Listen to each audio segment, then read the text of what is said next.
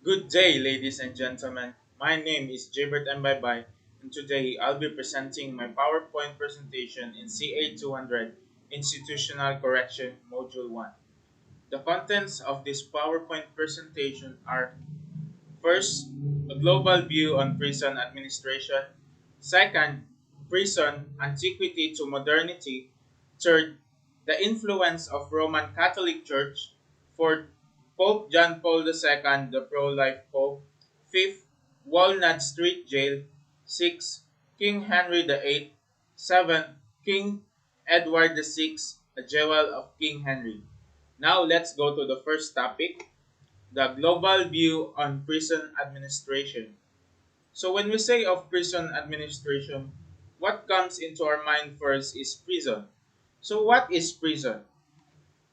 Prison is a building in which people are legally held as a punishment for a crime they committed or while awaiting trial. So when a person commits a crime, he or she stays in a jail depending on how long he stays on the level of the crime he or she has committed. Prison administration.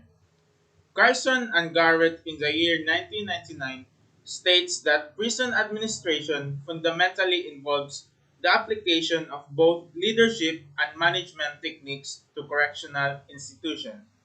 So, both leadership and management techniques to correctional institution. It is the proper way of handling the correctional institution in the application of the both proper leadership and the management techniques of a good leader in managing the prison. Philippines in the year 2018 ranked as sixth highest prison population among all 21 Asian countries. So the Philippines is next to Vietnam for the highest prison population among all Asian countries. In the year 2019, out of 108.31 million people living in the Philippines, 215,000 of those people were incarcerated. So, the incarceration rate of the Philippines is 200 is to 100,000 people. There are 933 running prisons in the Philippines, but these prisons are mismanaged or overcrowded. So it means that the prison administration is not properly followed or not properly managed by the leaders or the administrators in the prison in the Philippines. Next are the five facts about the Philippine incarceration system. These five are: first, the severe overcrowding; second, pre-trial detainees; third, high death tolls; fourth, vigilant justice; fifth, corruption. First, let's go to the severe overcrowding. In the presidential elections in the year 2016, President Rodrigo Roa Duterte won as the President of the Republic of the Philippines. His promise to end drugs in just 6 months led him to his famous program, the War on Drugs. This war on drugs involves killing of tens and thousands of people that are involved to illegal drugs. And this leads to the overcrowding of the jails in every provinces and cities in the country. So in Manila City Jail, the famous jail in the Philippines, there are 500 inmates that are staying in a particular prison or in a particular cell that only accommodates 170 inmates. And also in the Quezon City Jail, there are 130 inmates in a prison or in a cell that can only cater 30 persons. So that really shows that the jail or in our prison there are overcrowding because the people in the population of a people in a certain cell exceeds to its limit. So this leads to illness and death in the prison or in the cell. Next, let's go to the pre-trial detainees. So 75.1% of incarcerations within the Philippines incarceration system are pre-trial based on the World Prison Brief. So when we say of pre-trial, these are the person who commits crime but not yet proven or not yet proven guilty in the court because it's still on the process of the trial. So they are waiting in the prison for a very long time. So in 2018, 141,422 of 188,278 prisoners were pre-trial detainees. So imagine almost three-fourth or more than three-fourth of the prisoners in the jail are pre-trial detainees, so they're still awaiting for their trials. Next is the high death tolls. So about 5,200 inmates die annually at the New Bilibid prison. So the New Bilibid prison is located in Muntinlupa City. So imagine about 5,200 inmates die annually. So that is a great number of death in a prison. Um, Ernest Tamayo, the hospital medical chief, says that the deaths are due to first the overcrowding, second is the dirty living conditions, because as we can say there is overcrowding, so there are people living or there are prisoners staying in a particular cell that is so very diluted. Next is inmate violence, also the use or the abuse of power of some inmates.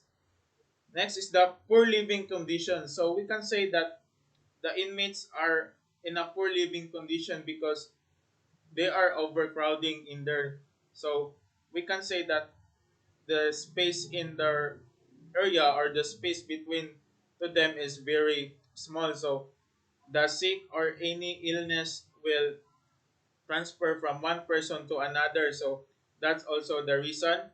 Next is the lack of nutritional foods. Since there are so many prisoners, so there is a low budget, or in every person there is a less budget for food for daily intake. And next is lack of basic health care due to overcrowding. And also, he then added that at least one prisoner there, they die each day. So we can say that lack of healthy and health standards. So every prisons in the New Bilibid prison, because this is due to overcrowding. There are so many people, so the budget for each people is so very small. Next is vigilant justice. So President Rodrigo Roa Duterte declares to fight against illegal drugs because President Roa Duterte hates drugs very much. So this led to the jobless citizens to be recruited to kill anyone. So President Rodrigo Roa Duterte gives way or um gives a way to let the jobless citizens to kill, because he says that if you know of any addicts, go ahead and kill them yourself. So this leads to the jobless person that is not related in the police or in the PNP to kill the person that are related into drugs. So that can um, that can be a big problem because they are not hired to kill, because they are not authorized to kill these people.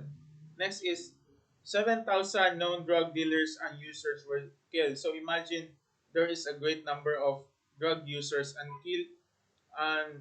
dealers were killed during this Duterte administration, and still now it's still increasing because drugs is still present in our country.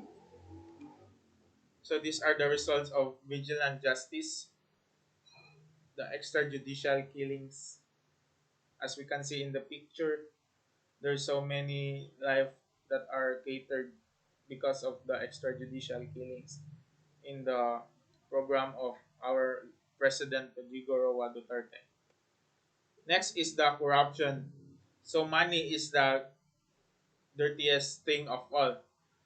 Because money can buy anything. So this can lead to corruption when the use of money is overused. So mayor may have been released for good behavior.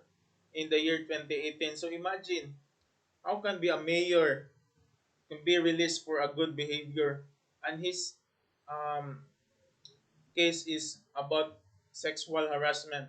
So that really explains that there is a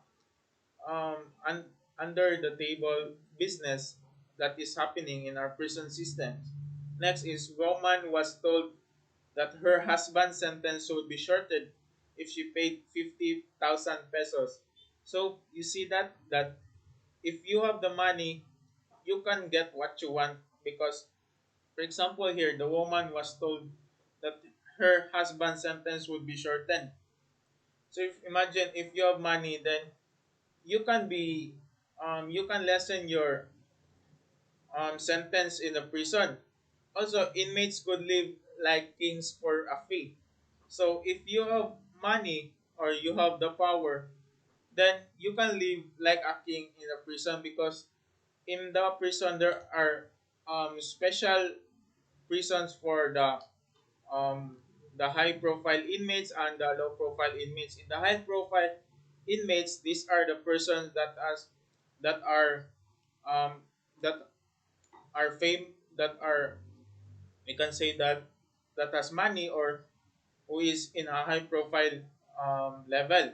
So also the low profile, those are the prison for the those who are poor, those who have nothing, because they are put into a crowded places while the high profile inmates they are staying in a special dorm or they are only the one person living in that particular dorm, unless in the low profile inmates.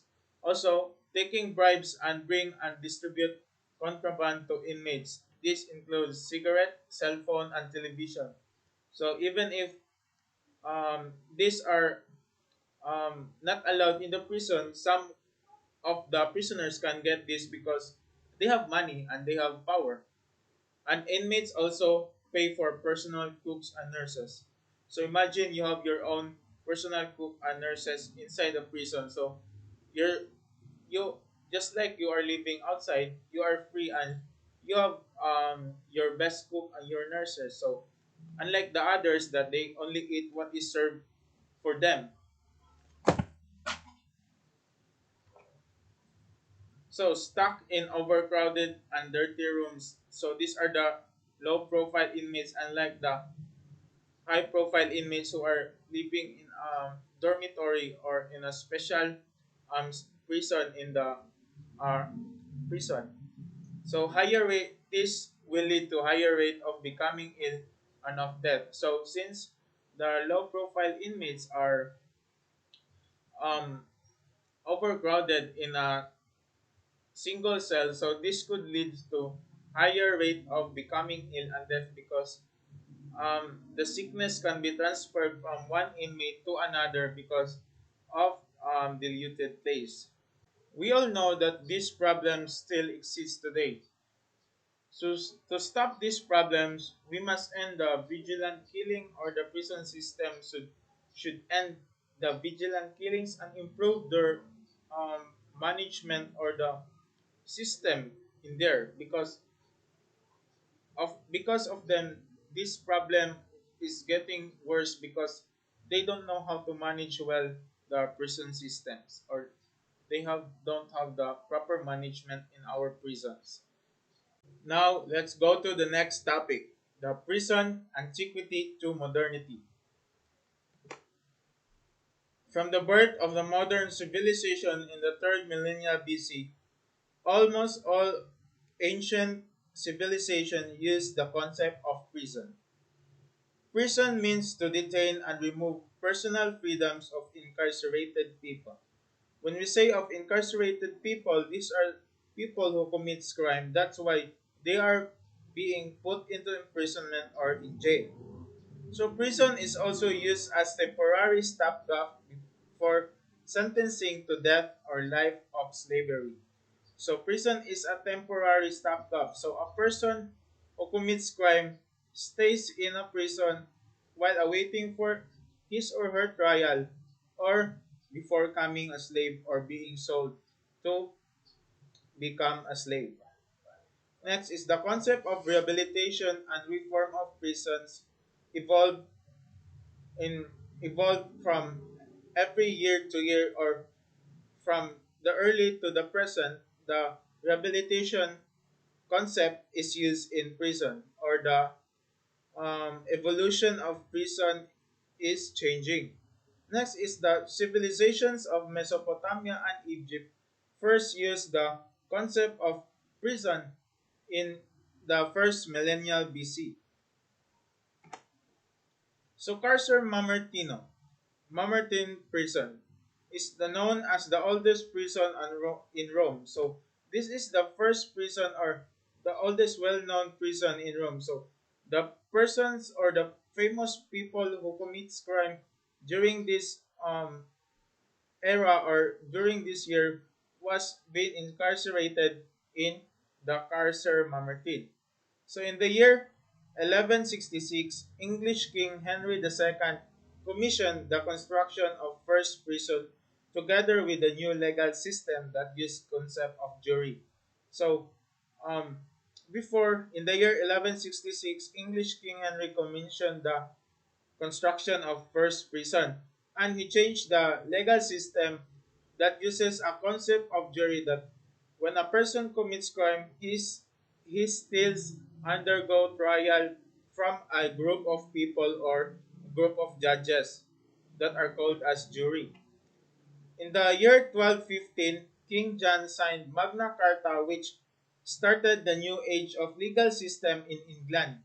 This historic document stated that no man could be imprisoned without trial. So, in the Magna Carta that King John signed, that every person who commits crime, he should undergo first a trial before getting into prison or before given a punishment to the crime he or she committed.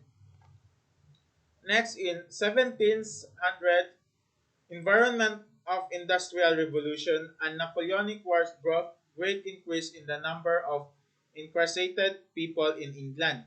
For the first time, empty ships were used to house prisoners. So, in the 1700s, this is the birth of the industrial revolution. So, some of the prisoners were used as the slaves or used as to work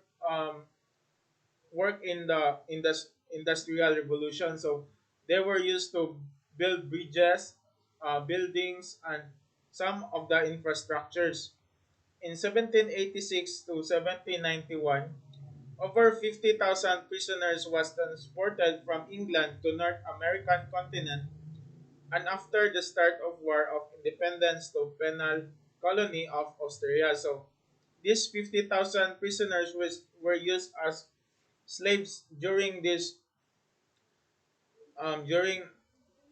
or after the war, because this is the year of the industrial revolution.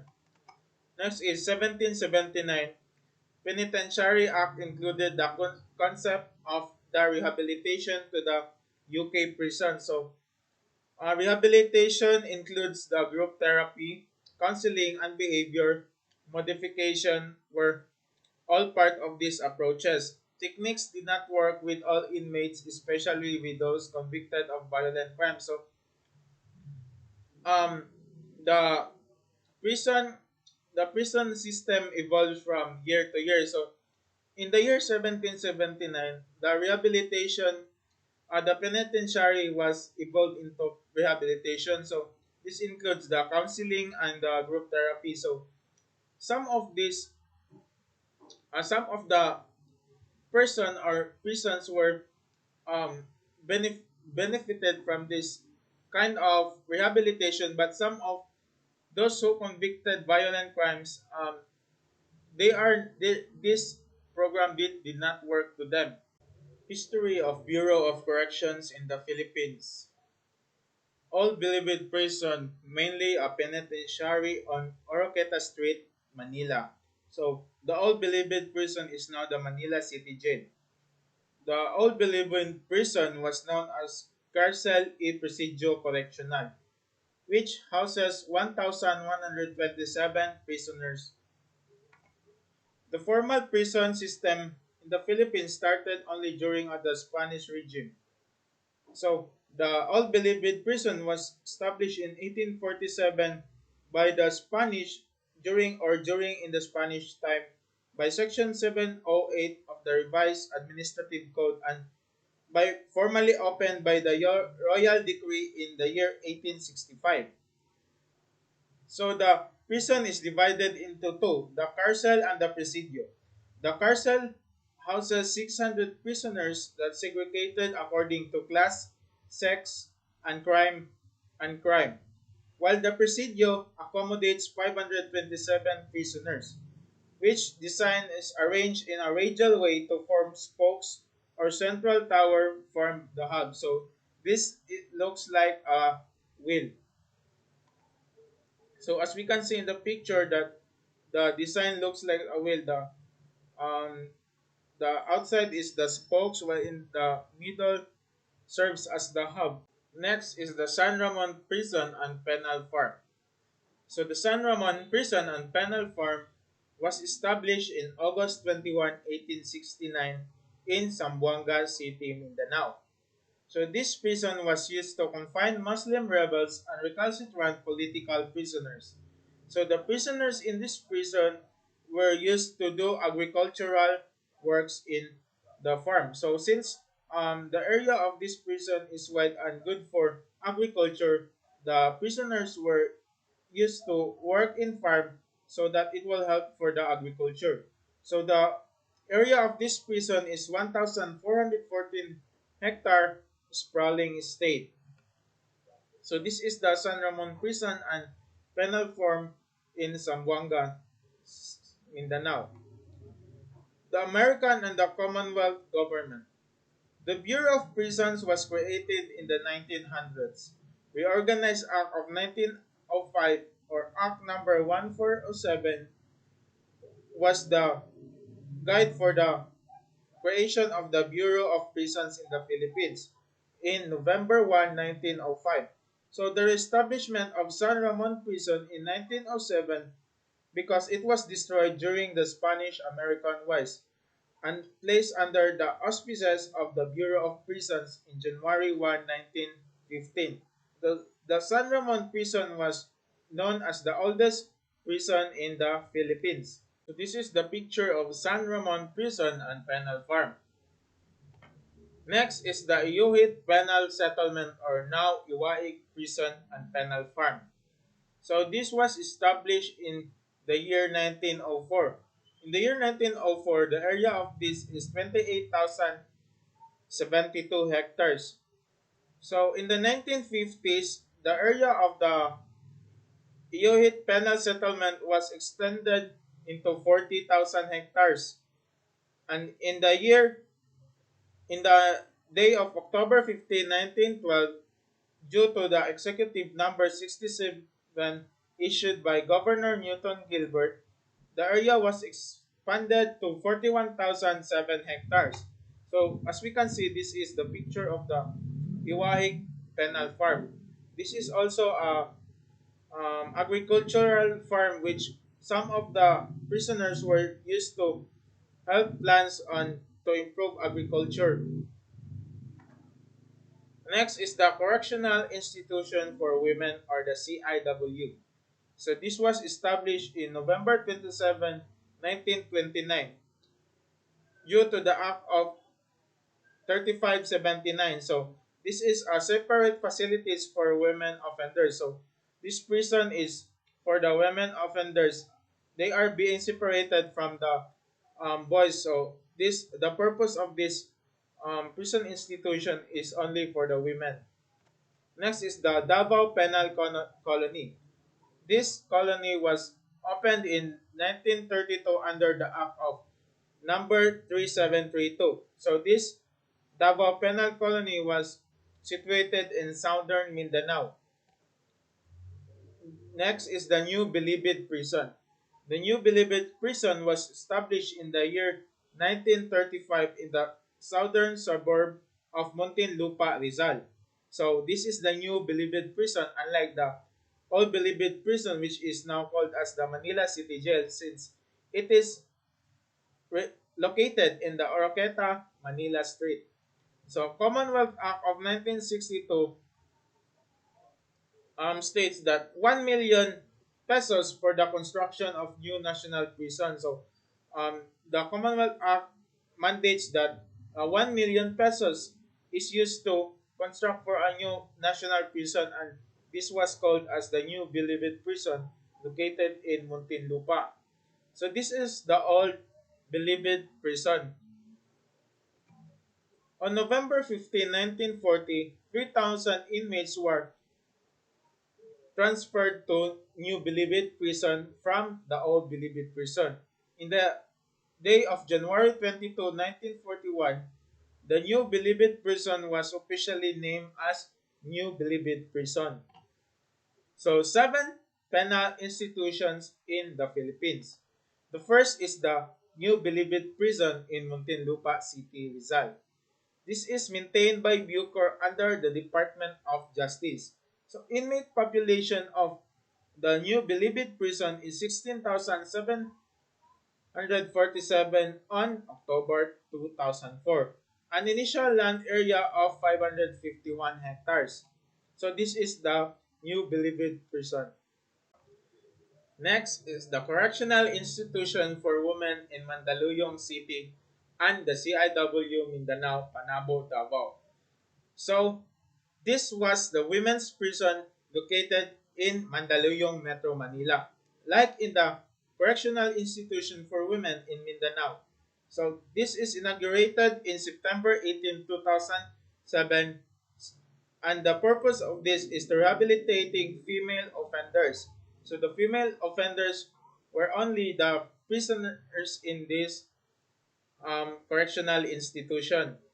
And like also in the Mindanao located in Panabo, Davao. So this is the picture of the CIW or the Correctional Institution for Women. Next is the Iwahig Prison and Penal Farm in Puerto Princesa City, Palawan. So Governor Luke Wright was the one who authorized the establishment of this penal colony in November 16, 1904. The area of this penal institution is 22 acres, and Lieutenant George Wall was the prison's first director. Also, this penal institution also is related to agricultural land. So the people who are prisoned here is also used to work in farm for agriculture. Next is Sablayan Prison and Penal Farm in Occidental Mindoro. It is located in Occidental Mindoro and established on September 26, 1954 due to Presidential Proclamation Number 72. The area of this penal institution is 16,190 hectares, and also this is also related to agricultural land. San Ramon Prison and Penal Farm in Zamboanga City. So this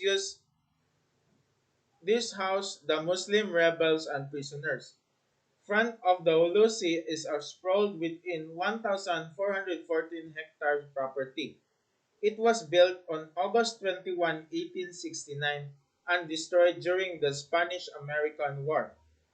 The re-establishment in the year 1907 of this prison was being conducted, and the in the year 1915 this was placed under the Bureau of Prisons. So this is the San Ramon and Penal Farm in Zamboanga City. Next is the Leyte Regional Prison in Abuyog, Leyte. This was formed due to the Presidential Decree number 28 that established a year after the declaration of martial law in 1972, and has inmate capacity of 500 prisoners only. So the Davao Penal Farm and Prison in Panabo, Davao, established on January 21, 1932, a land area of 30,000 hectares with a prison reservation of 8,000 hectares, used by the Japanese invading army. So this prison was by the Japanese invading army when the Japanese is colonizing the Philippines. This was created due to the virtue of Act number 3732 and used by the Philippine American Armed Forces during the war. So this is the picture of the Davao Prison and Penal Farm. Next is the influence of Roman Catholic Church. So where did all begin? The influence of religion in corrections is also old as jails and prisons themselves. Of course, we cannot forget that Jesus was also in jail or prison.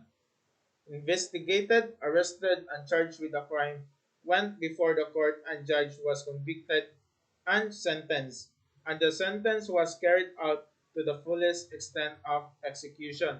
So as we all know that Jesus was also put into jail, arrested, and then ordered to be executed. What about the Middle Ages?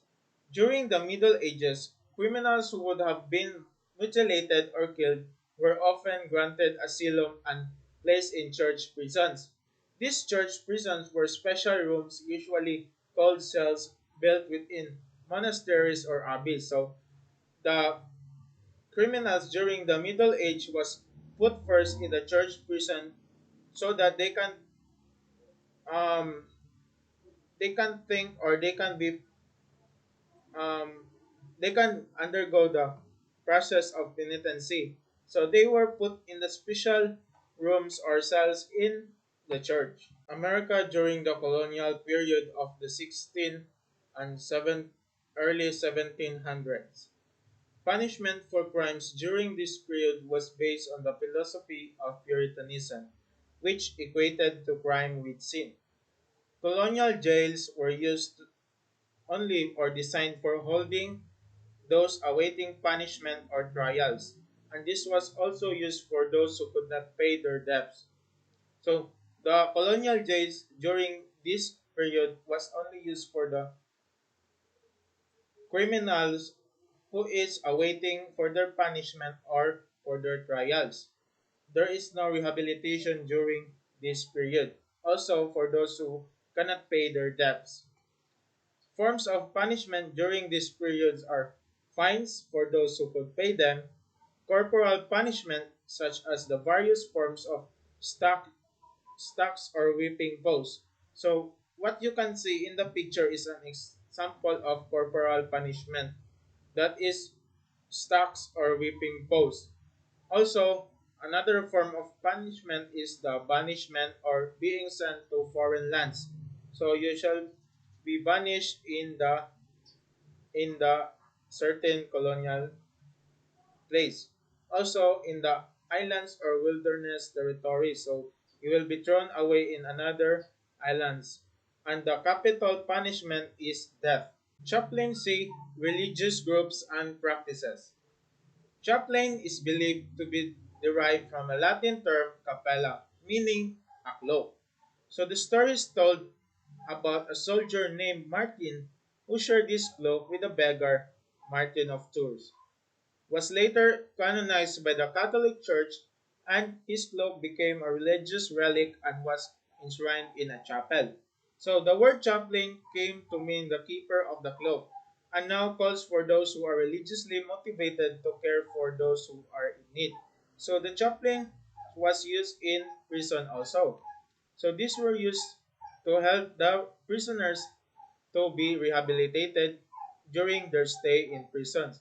This will help them realize that they have committed their mistakes and put them um, put them in near of God by the use of chaplaincy. So as what we can see in the picture, this is a rehabilitation process of chaplaincy. Next is Saint John Paul II. In Latin, Johannes Paulus. His biography. Birthplace was Wadowice, Poland. Birth date is May 18, 1920. Died in April 2, 2005.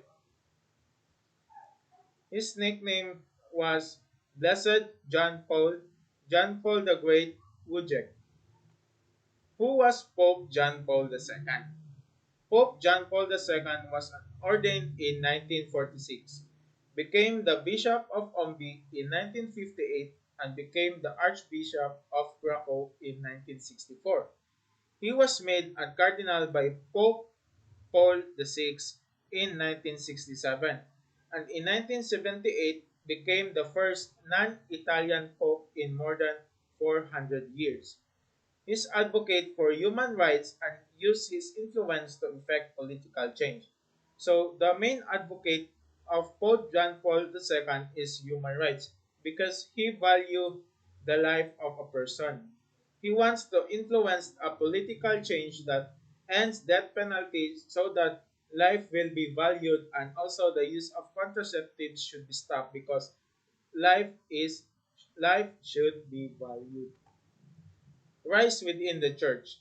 So, Pope John Paul II spent 2 years in Rome, doctorate in theology. He studied his doctorate in theology in Rome, became the Bishop of Ombi in 1958, and then the Archbishop of Krakow 6 years later. He participated in the Second Vatican Council, sometimes called as Vatican II. So this is the picture of Pope John Paul II riding this mobile during his visitation in the St. Peter's Square in Vatican. As a member of the council, John Paul helped the church to examine its position in the world. John Paul was made a cardinal in 1967 by Pope Paul VI. Becoming Pope. John Paul made history by becoming the first non-Italian Pope after 400 years. He traveled around the world visiting 100 countries to spread the faith and the message of God and peace. So he traveled around the world to give message to every people in every country he visited, the faith and peace, also the message of God. An assassination shot John Paul twice in St. Peter's Square in Vatican City in 1981. So Pope John Paul forgave the person who was trying to assassinate him during his visit in St. Peter's Square. So that's the real example of how great was Pope John Paul II by forgiving the person who almost get or commits his life. Legacy. Pope John Paul II is a human rights advocate. Pope John Paul II values life the most, and that makes him as an advocate of a human right. He often spoke out about sufferings in the world and used his influence to bring about political change, and is credited with the fall of communism in his native land. So he uses his influence to bring peace and make a political change in his native country, Poland. John Paul's health appeared to be failing, and the main causes of this is his Parkinson's disease that one of his doctor disclosed during his medical checkup. On the year 2005, on the day of April 2, Pope John Paul II died at the age of 84 at his Vatican residence. More than 3 million people awaited in line to say goodbye to their beloved religious leader at St. Peter's Basilica before his funeral on April 8. On July 5, 2013, Vatican announced that the Roman Catholic Church would declare Pope John Paul II a saint, and that canonization ceremony would likely take place within the next 16 months. So this is the picture of the funeral of Saint John Paul II. On September 30, 2013, Pope Francis announced that the canonization of Pope John Paul II and Pope John XIII would occur on April 27, 2014. The announcement of the Pope John Paul II's canonization came after the Vatican revealed that two miracles were attributed to the late Pope. After dying, French nun Sister Marie Simon Pierre Norman prayed to Pope John Paul II for during her battle with Parkinson's disease, the same illness that killed the Pope. She was cured. The second miracle involved a 50-year-old woman who claimed that she was cured of a brain aneurysm after a photograph of Pope John Paul II spoke to her. So the two miracles of Pope John Paul II is a very big evidence that Pope John Paul II could be or could become a saint. This is for the first miracle is the Parkinson's disease was held by a nun, French nun, Sister Mary Simon Pierre Normand, who prayed for Pope John Paul II, and also a 50-year-old woman who claimed she was cured with brain aneurysm after he spoke with a picture of Pope John Paul II. The official sainthood ceremony held on April 27, 2014 brought together four popes. Pope Francis led the event to elevate Pope John Paul II and Pope John XIII to sainthood, which was also attended by Francis' predecessor, Emeritus Pope Benedict. Next is the Walnut Street Jail. Walnut Street Prison. The Walnut Street Prison was a pioneering effort in prison reform. It was built as a conventional jail just before the American Revolution and hailed as a model of enlightened thinking about criminals. This was known as a penitentiary. So, a penitentiary is Latin word for remorse. It is designed to provide a severe environment that left inmates much time for reflection, but it was also designed to be cleaner and safer than past prisons. So the design of the Walnut Street Jail is for the reflection of the inmates to the nature and also defined to be designed to be a cleaner and a safer prison than the past prison, unlike the past prisons which is mismanaged. Well, the Walnut Street Jail is properly managed and clean and also safe for the prisoners. Next is the prison was built on Walnut Street in Philadelphia as a city jail in 1733. So it is located in Philadelphia, Walnut Street in Philadelphia. So this is the picture of the Walnut Street, Philadelphia in 1733. The Walnut Street was designed by Sir Robert Smith. Sir Robert Smith was the famous architect during this time. So the building was a typical U-shaped building designed to hold groups of prisoners in a large room. So this prison is a U-shaped prison that consists of only one person in a cell.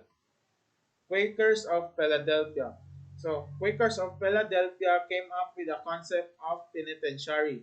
They believed that through reflection and repentance, the inmates would give up crime and leave prison rehabilitated. So, when we say of penitentiary, there is only one person in a prison. So, that could give time to the prisoner a reflection on his life and repentance for his crime committed, and he would be changed and be rehabilitated when he came out of the prison.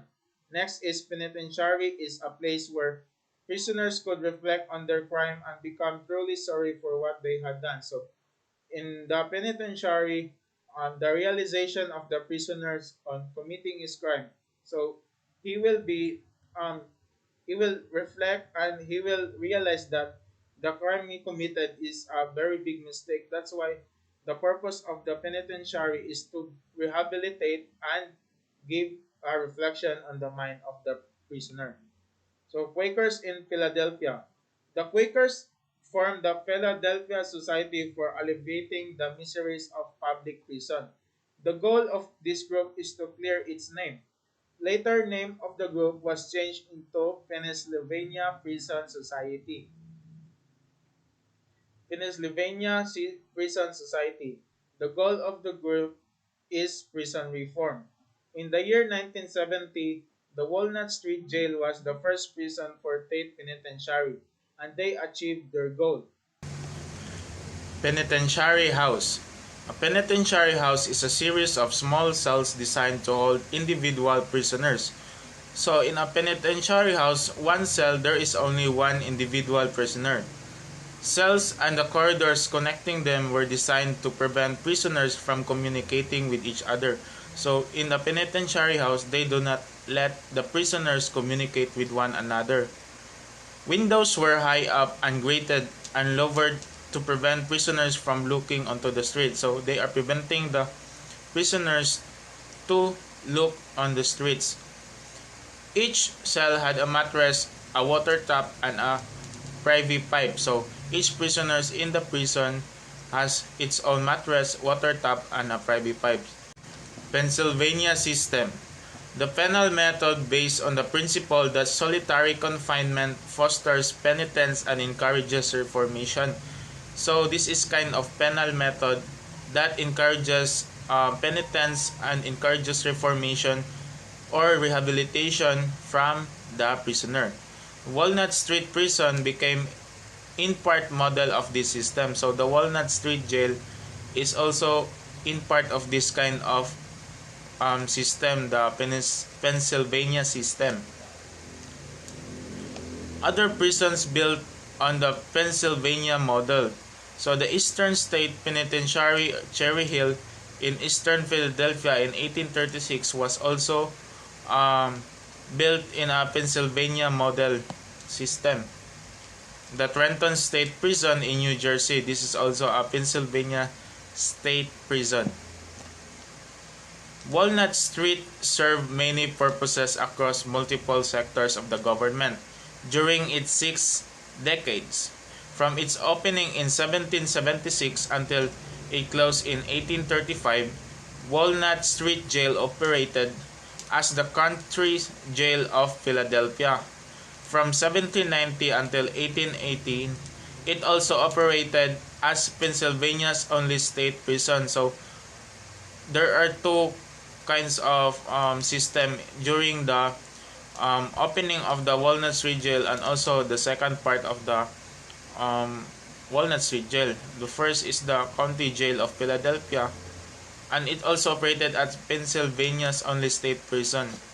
Walnut Street Jail became overcrowded and dirty, and there was no sign that isolated prisoners were being rehabilitated through solitude, and it was closed in 1835. So when the Walnut Street Jail was mismanaged by the government there, so it was closed because it became more dirty and it is not healthy or good for the prisoners to be rehabilitated in the area. That's why it is being closed in the year 1835. So now let's go to Henry VIII of England. So in the picture you can see Henry VIII of England. His biography: he was born in June 28, 1491, Palace of Placentia, and died in 28 of January 1547, Palace of Whitehall, London. He is buried in 1547 St. George Chapel, Windsor, United Kingdom. King Henry ruled the England for 36 years, presiding over sweeping changes that brought his nation into a Protestant Reformation. So King Henry ruled the England and he put his nation, the England, into a Protestant Reformation. So he changed the religion of their country.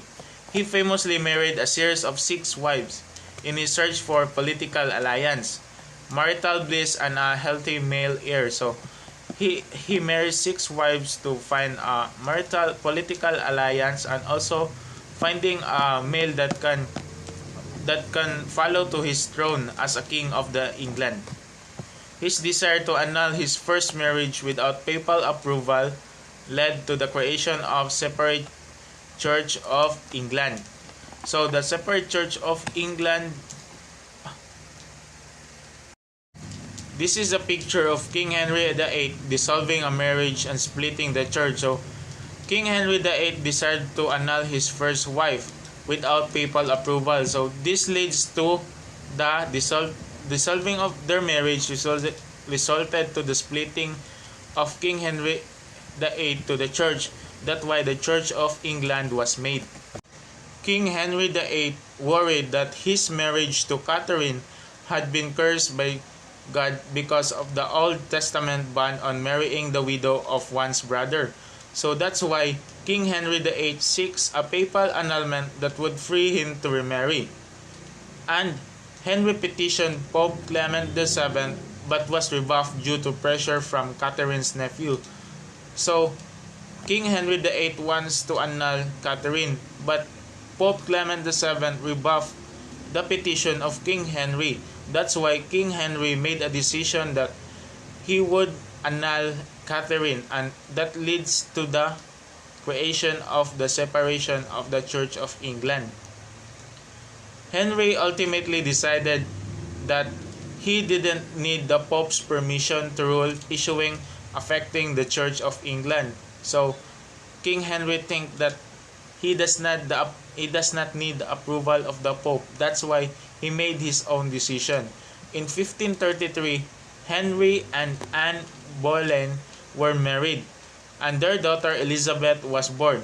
So Mary was declared illegitimate, and Elizabeth was named his heir. So King Henry and Anne Boleyn has a daughter named Elizabeth. So Elizabeth was named as the heir of the England, or the throne of his father, King Henry VIII. So this picture is the marriage of King Henry and Anne Boleyn in 1933. King Henry VIII, more marriages and deaths. So Anne Boleyn miscarried their stillborn son when she heard the news that King Henry VIII was wounded. So the son in the womb of Anne Boleyn was miscarried when it was stillborn. When she heard that King Henry was wounded in the contest he joined, so that made Anne Boleyn depressed, and the baby was miscarried. And within 6 months, he had executed Anne for treason and incest. And later, King Henry find another girl named Jane Seymour, quickly gave him a son. So their son was the future king of England. This is Edward VI. But the mother, Jane Seymour, died 2 weeks later after the son was born. And then another girl that was married by King Henry was Anne of Cleves. She was a political bride chosen to cement an alliance with her brother, the ruler of Protestant duchy in Germany. So he then married Catherine Howard also, but 2 years later, she too was beheaded for treason and adultery. And his final marriage was to the widow named Catherine Parr in 1543. So imagine, King Henry married 6 wives in order to find an heir for the future of England. So it started with Catherine, Anne Boleyn, and Anne of Cleves, and then Catherine Edward, and his final marriage, which is Catherine Parr. And accomplishments of King Henry VIII. So King Henry VIII established the Church of England. His motives may have been questionable, but how many monarchs managed to achieve complete religious reform and establish a brand new religion that is still going strong 500 years on? So since, as we all know, that King Henry brought the Protestantism to the England, so he managed to let this religion grow for more than 400 years. So even if this formation of Church of England is a big mistake, but still it is a very big accomplishment, since it has lasted for 500 years until years on. And In the King Henry the Eighth also multiplied the numbers of ships in the country's navy by 16. He had a penchant for war, which saw him directing the production of 55 new ships across the course of his reign. In fact, this marked the beginning of England's permanent navy, an achievement that not to be sniffed at. So as we can see in the picture, that is the Mary Rose warship, which is King Henry's most powerful ship. So King Henry doubled the fighting ship, or the ships that can be used by the navy during his period, and that is a very big accomplishment for him, for the government, because these 55 new ships can help King Henry to defend their land from any colonizers like the French, um, who is likely to colonize any countries that are so strong. So it is useful to defend the French nation. Also, the another achievement is the, as what I say earlier, King Henry the Eighth successfully defend his country against every single French invasion between 1545 and 1546. Sure, he may have provoked their attacks, but at least he kept his country safe. So his country was safe from any colonizers, because the French Republic did not enter, even if they have tried to enter the country of England between the year 1545 and 1546 to invade, but they did not invade it. So now let's go to the son of King Henry, who is King Edward VI. So King Edward VI is the jewel of King Henry. So this is the picture of King Edward VI. His biography. Edward VI was the King of England and Ireland from the 28th of January 1547 until his death in 1553. He was crowned on the 20th of February at the age of 9. Edward was the son of Henry VIII and Jane Seymour, and England's first monarch to be raised as a Protestant. So, since King Edward VI was the heir of the throne of King Henry VIII, so he was being crowned as the king at the age of 9 when his father died. So, King Edward VI was born on 12 of October 1537 and died on the 6th day of July 1553 in the Palace of Placentia. So, his siblings are Mary I of England, Elizabeth I of England, Henry Fitzroy, Duke of Richmond and Somerset, Henry, Duke of Cornwall. So, since his father has married 6 wives, so we can say that King Edward VI has many siblings. Also, the parents are surely King Henry VIII of England and Jane Seymour. And the place of burial of King Edward VI is Westminster Abbey, London, United Kingdom. Lady Chapel, London, United Kingdom. So, on January 28, 1547, Henry VIII, the father of King Edward VI, and Edward, then the age of 9, succeeded to the throne. So, during Edward's minority, his father has planned that the government was to be run by a council of regency. So, the government, since King Edward VI is still minor, he should be advised or to be guided by a council of regency. So Edward Seymour, Duke of Somerset, has the supreme power as the regent in the council of regency, and he has a title of protector. And in 1549, Somerset was overthrown by unscrupulous John Dudley. So the Earl of the Warwick, soon to be the Duke of Northumberland. So Somerset was also his sibling, but overthrown by the unscrupulous John Dudley, the Earl of the Warwick or the Northumberland, because of some reasons. So the Northumberland and put Edward forward at the age of 14 as entitled to all the power of King Henry. So the Northumberland put Edward forward, so as the entitled as the power of King Henry VIII. So he has the power as a son of King Henry VIII. So both Somerset and Northumberland to consolidate the English Reformation. So as we all know, the Somerset and Northumberland is the one who guided King Henry VI, King Edward VI during his minor days.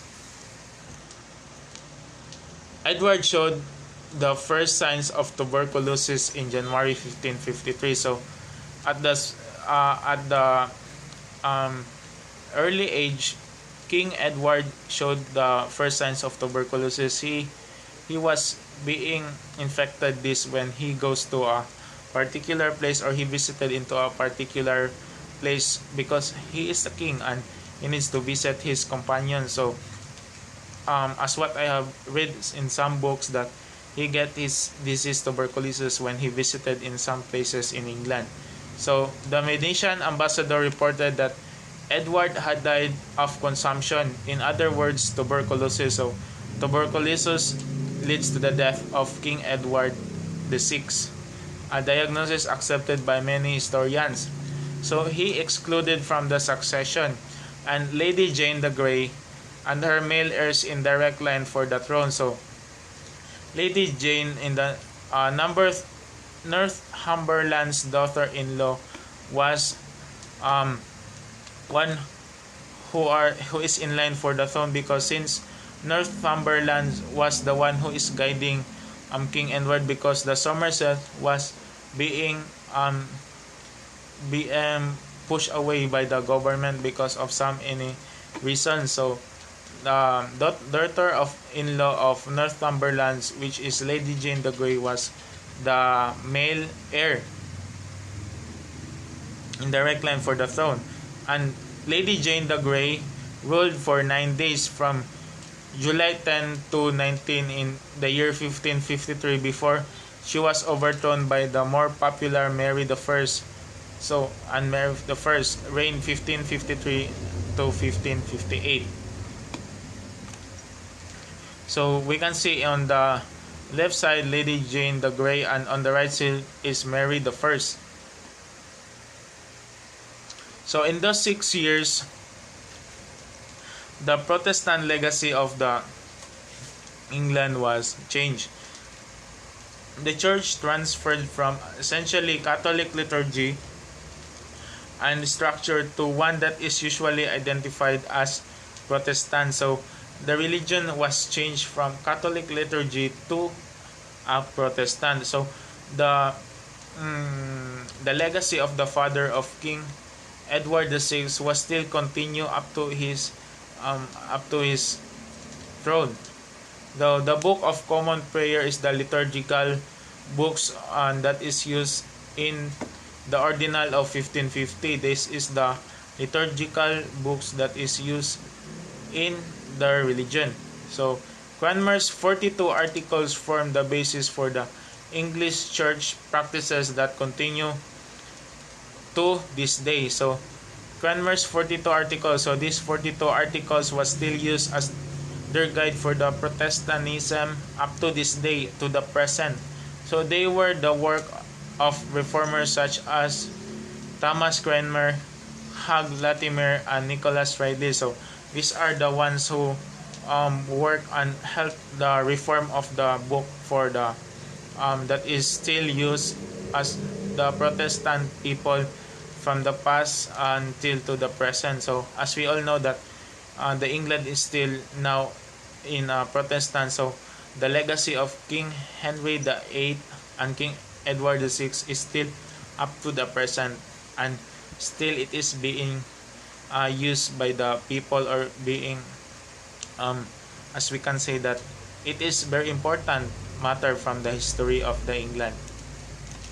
So that's all about my report in the module 1. So I hope that you can get something in this PowerPoint presentation, and thank you.